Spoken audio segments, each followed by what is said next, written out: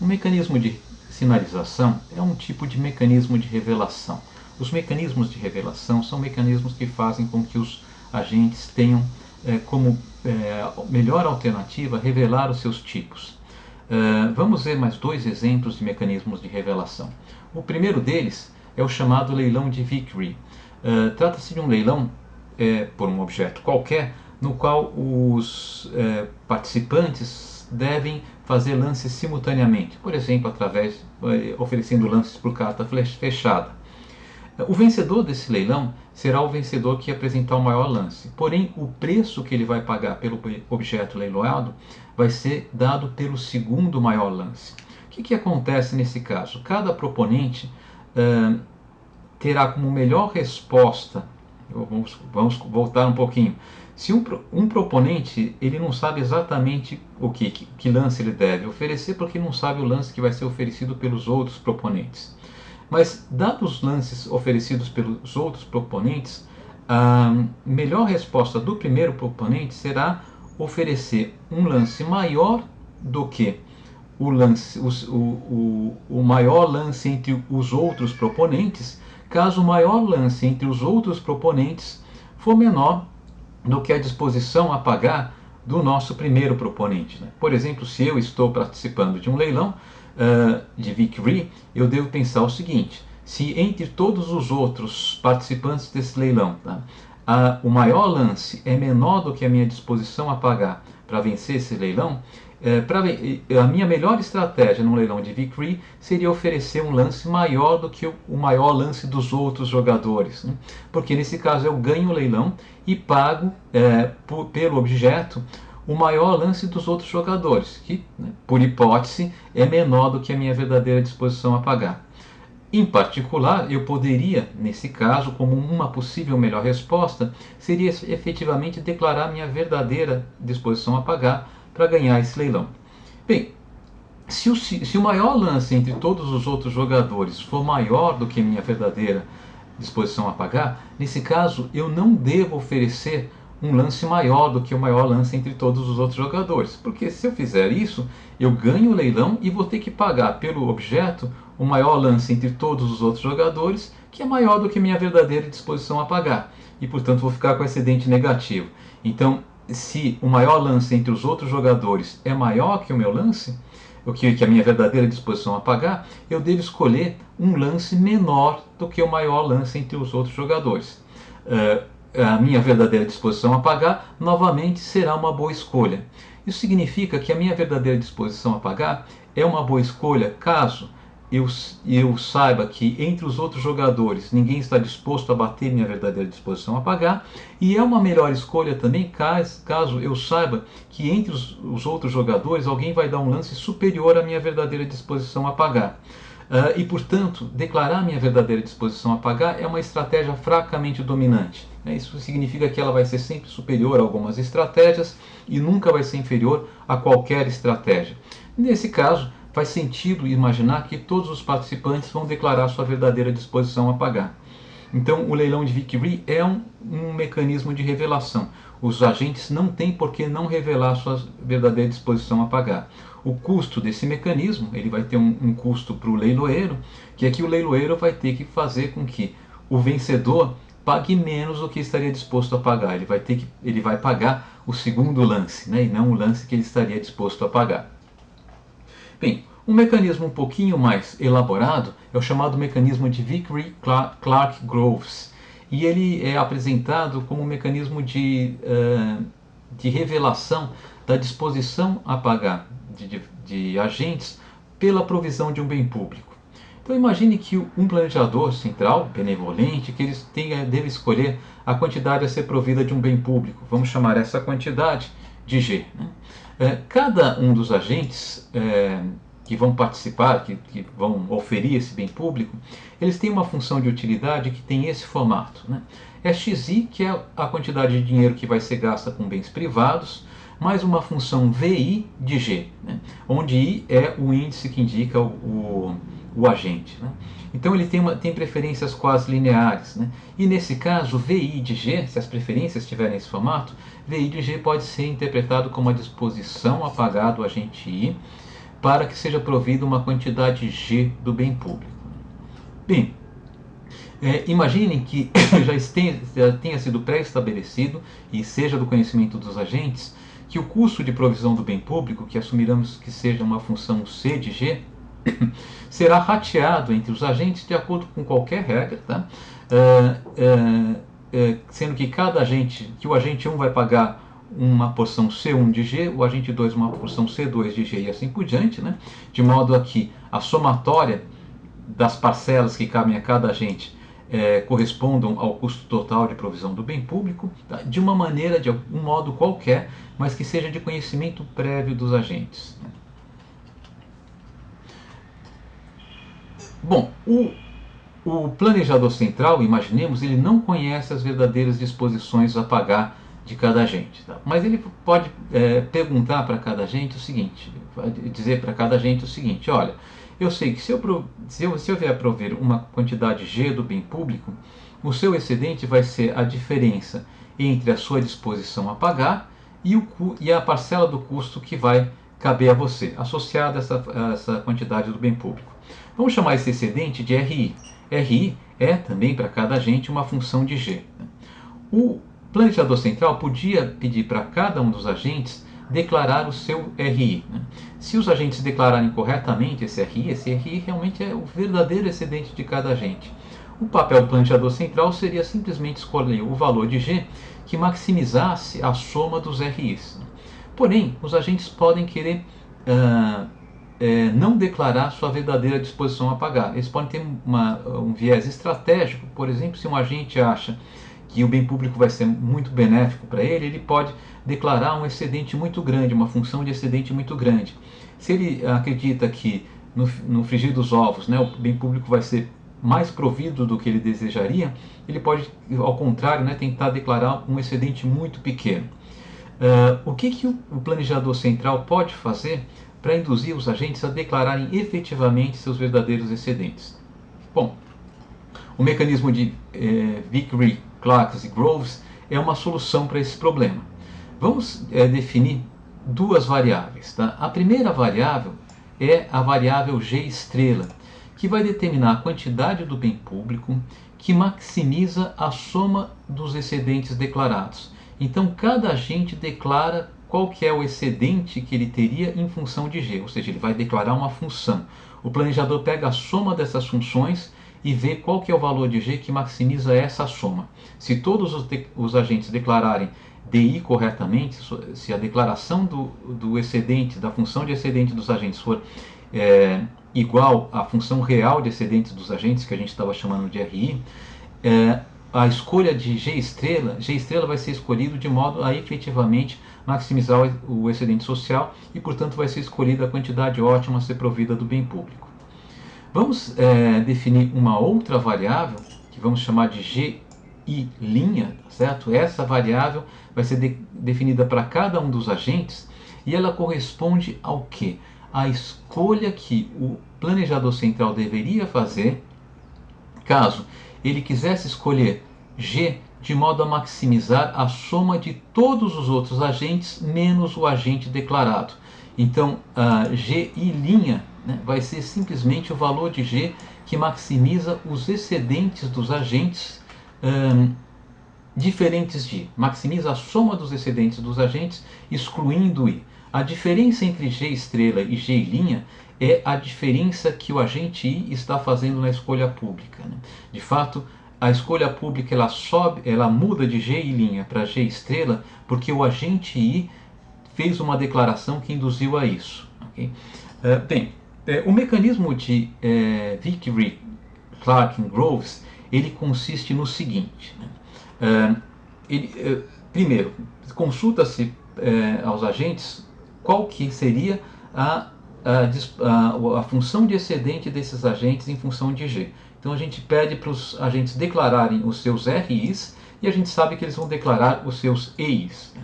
Segundo, o planejador ele deve escolher prover do bem público a quantidade G estrela, ou seja, a quantidade que maximiza o excedente calculado de acordo com essas funções de excedente declaradas.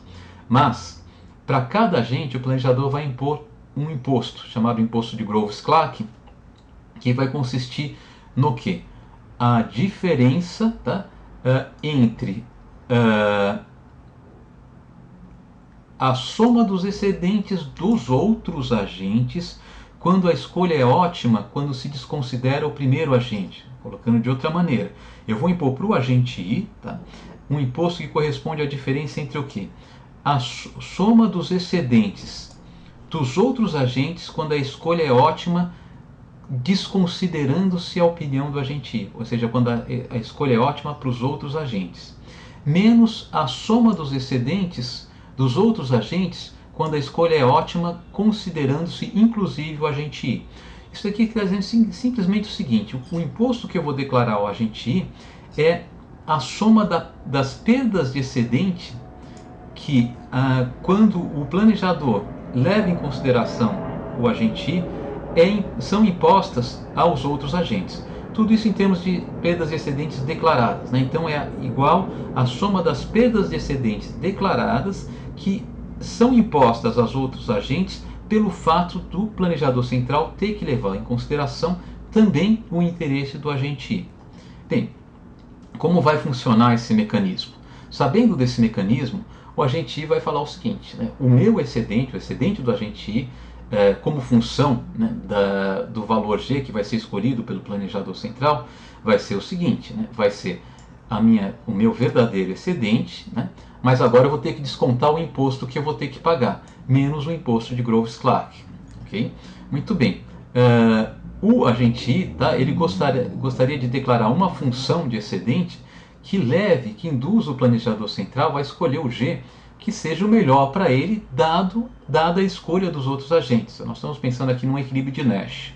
Então, se a escolha dos outros agentes é dada, esse termo aqui, ele é dado e, portanto, ele não precisa ser levado em consideração na hora de maximizar. Né? Quer dizer, ele vai ter que entrar no cálculo do excedente do agente I de qualquer maneira, porque é considerado um dado fixo. Então, maximizar esse excedente do agente I equivale a maximizar esse sistema aqui, né, no qual eu já desconsiderei, tá, a soma dos excedentes dos outros agentes na escolha ótima do ponto de vista dos outros agentes, ou seja, na escolha que o agente I não é capaz de afetar. Então, é essa função aqui que o agente I quer induzir o planejador a maximizar. Bem, e qual que é a função que o planejador efetivamente vai maximizar? Bom, ele deve escolher G estrela, que é a função que maximiza a soma de todos os excedentes declarados, inclusive a do agente I. Bom, mas essa soma de todos os excedentes declarados é o excedente declarado do agente I mais a soma dos excedentes declarados dos dois agentes. Né? O que o agente I quer fazer é igualar essa função objetivo do planejador com a função objetivo dele, né? De tal maneira que o planejador queira escolher G que maximize a sua função objetivo. A forma de fazer isso, como a gente pode ver, a única diferença entre essas duas expressões é que na primeira aparece RI de G, a verdadeira disposição, o verdadeiro excedente do agente I, e na segunda aparece o excedente declarado do agente I. Então, se o agente I fizer o seu excedente declarado, o que ele pode fazer, ele que declara esse excedente, não? Se ele fizer o seu excedente declarado exatamente igual ao seu verdadeiro excedente, ele vai estar agindo em prol de seu interesse. Ele vai fazer com que o planejador escolha um nível de bem público que maximize o seu interesse, dada a regra, né, o mecanismo proposto de Vickrey, Clark e Groves. Né? Então, nesse sentido, esse mecanismo ele vai induzir todos os agentes a efetivamente declarar sua verdadeira disposição a pagar. Bem, esse mecanismo ele tem um interesse teórico, né, porque é um mecanismo relativamente sofisticado de revelação, mas ele tem suas limitações. A primeira delas, ele só funciona se a gente supuser a preferência dos agentes quase lineares. Se houver algum tipo de dependência entre o valor pago, né, e quanto o agente paga enquanto uma dependência entre quanto a gente tem disponível para pagar para adquirir dos bens privados, né, e quanto ele está disposto a pagar pelo bem público, esse mecanismo deixa de funcionar porque a gente deixa de ter porque ele necessita de uma independência entre disposição a pagar pelo bem público e quantidade disponível para os outros bens. Além disso, esse mecanismo ele tem um custo de eficiência. Por quê? Porque a arrecadação com o imposto de Vickrey, Clarkes and Groves, ela não pode reverter para os agentes, ou seja, ela vai ter que ser esterilizada. Porque se ela reverter para os agentes podem querer agir estrategicamente para se apropriar dessa arrecadação. E isso pode fazer com que eles tenham interesse novamente em não declarar sua verdadeira disposição a pagar. Bem, vamos dar um exemplo, né, aplicado do mecanismo, em um caso simplificado, em uma prova, em um exercício que caiu numa prova da ANPEC de 2010, na questão 14. O enunciado é o seguinte: 3 estudantes de mestrado em economia, né, ditos A, B e C, que dividem quarto em uma república perto da escola, precisam decidir se adquirem ou não uma TV, que custa R$300, para que possam relaxar assistindo a um filme todo domingo à noite, único horário em que não estão estudando. Eles concordam antecipadamente que, se decidirem adquirir a TV, então cada um irá contribuir com R$100. O preço de reserva dos estudantes A, B e C são respectivamente VA igual a R$60, né? VB igual a 60 e VC igual a 240. Como os preços de reserva são informação privada, eles concordam em usar um mecanismo de Groves-Clark para revelação de demanda. Para tanto, denote por HA, HB e HC os impostos de Groves-Clark dos estudantes A, B e C, respectivamente. E ele pede para a gente calcular HA mais HB mais HC, ou seja, quanto eles vão ter que pagar, né, no total de imposto de Groves-Clark, se eles concordarem em adotar esse mecanismo. Bom, para fazer isso, tá, vamos resolver isso por partes. Então, nessa tabela aqui, eu tenho na primeira coluna apenas um índice do indivíduo e na segunda coluna a disposição, o verdadeiro excedente que esses indivíduos vão ter caso em função da quantidade provida do bem público. No caso, o bem público pode ser provido na quantidade 0, não vai ter televisão, ou quantidade 1, vai ter televisão. Como a televisão custa R$300, ela vai ser rateada igualmente entre os 3 indivíduos, cada um vai pagar R$100. Os indivíduos A e B estão dispostos a pagar até R$60. Então, o excedente, verdadeiro excedente deles vai ser 60 menos 100, o que significa que eles vão perder R$40. Então, eles vão ter uma perda de excedente de R$40. O indivíduo C estava disposto a pagar até R$240. Então, se a televisão for cobrada, como ele vai pagar só R$100, ele vai ficar com um excedente de R$140. Pois bem, então a soma das disposições dos excedentes reais dos indivíduos vai ser 0, caso não seja provido nada do bem da televisão, o bem público em questão, e 60, né, 140 menos 40 menos 40, caso a televisão seja ofertada. Esse daqui então, o nosso G estrela. Claramente, se os agentes declararem suas verdadeiras disposições a pagar, o nosso G estrela vai ser igual a 1, né? Porque a soma dos excedentes aqui é 60 e caso a televisão não fosse comprada, essa soma seria 0. Bem, agora vamos calcular a soma dos excedentes excluindo cada um dos agentes. Tá? Então aqui a soma dos excedentes excluindo o agente A. A soma dos excedentes excluindo o agente A. Bom, para o caso da televisão não ser provida vai ser sempre 0, e caso a televisão seja provida vai ser 140 menos 40, que é 100. Excluindo o agente B, novamente, como o agente B tem a mesma disposição a pagar, tem o mesmo excedente, né? A soma dos excedentes excluindo o agente B vai ser 140 menos 40, que é 100. E a soma dos excedentes excluindo o agente C vai ser menos 40 mais menos 40, que é menos 80. Isso significa, então, que quando o planejador ele olha para todos os agentes menos o agente A, continua sendo verdadeiro que a televisão deve ser provida em uma unidade. Quando ele olha para todos os, portanto, né, G' de A deve ser igual a 1, né, GA' deve ser igual a 1. Né. Quando ele olha para todos os agentes menos o agente B, Novamente, a soma dos excedentes dos outros agentes é 100 e, portanto, a declaração do agente B de disposição, se o agente B declarar sua verdadeira disposição a pagar, seu verdadeiro excedente, essa declaração não vai afetar a escolha do bem público e, portanto, G' de B também vai ser igual a 1. Mas G' de A vai ser igual a 0, né? Quando o planejador olha para os dois agentes A e B e não olha para o agente C, ele vê que, considerando apenas o agente A e B, não vale a pena adquirir a televisão, né? E, portanto, quando eu não considero o agente C, a televisão não deve ser provida.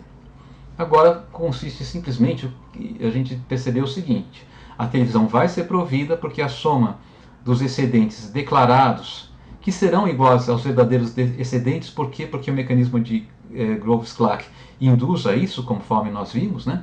A soma dos excedentes declarados vai ser positiva, 60. Então a quantidade a ser provida do bem público, da televisão nesse caso, deve ser 1. Qual que vai ser o imposto de Groves-Clark de cada um dos agentes, né? O agente A, ele não vai pagar imposto algum, né? Por quê? Porque a soma dos excedentes dos outros agentes, quando ele é levado em consideração e quando ele não é levado em consideração, não se altera. Não se altera por quê? Porque o agente A, ele não altera, levando em consideração ou não a presença do agente A, é melhor comprar a televisão, tanto quando o agente A é levado em consideração, todos os agentes estão aqui, né? Quanto quando ele não é levado em consideração. Nos dois casos, o excedente da compra, o excedente total da compra da televisão é maior do que o excedente total de não comprar a televisão. Então, a soma dos excedentes dos outros agentes que não o agente A vai ser igual a 100 nos dois casos, né? A soma dos excedentes dos outros agentes que não seja o agente B, novamente é a mesma história. O agente B não afeta a decisão de comprar a televisão, portanto, levando-se em consideração ou não o agente B, a decisão vai ser comprar a televisão e, portanto, a soma dos excedentes dos outros agentes vai ser 140 menos 40, que é igual a 100 nos dois casos, né? E, portanto, a soma dos excedentes quando o agente B não é levado em consideração é igual à soma dos excedentes quando todos os agentes são levados em consideração, inclusive o agente B. A diferença dessas duas somas nos dois primeiros casos é 0, né? Agora muda quando a gente olha para o agente C. Quando o agente C não é levado em consideração, o excedente social é maior quando a televisão não é provida comparativamente ao caso em que a televisão é provida. Então, a soma dos excedentes dos outros agentes, caso o agente C não fosse levado em consideração, seria a soma dos excedentes dos outros agentes, caso a televisão não fosse provida. Seria a soma de 0 mais 0, né? Portanto, seria simplesmente 0. A soma dos excedentes dos outros agentes, que não o agente C, quando a televisão é provida, e ela é provida devido à declaração do agente C, é menos 80. Então, isso daqui é a soma dos excedentes dos outros agentes quando o agente C é levado em consideração. O imposto de Groves-Clark é a diferença entre a primeira soma e a segunda, e portanto vai ser 0 menos 80, que é 80. Então, nesse caso aqui, a soma de todos os impostos de Groves-Clark vão ser 0 mais 80, que vai dar 80. Então, 80 é a resposta do exercício. Coincidentemente, também é o número dessa página, que é a última página dessa aula. Muito obrigado e a gente continua na próxima aula.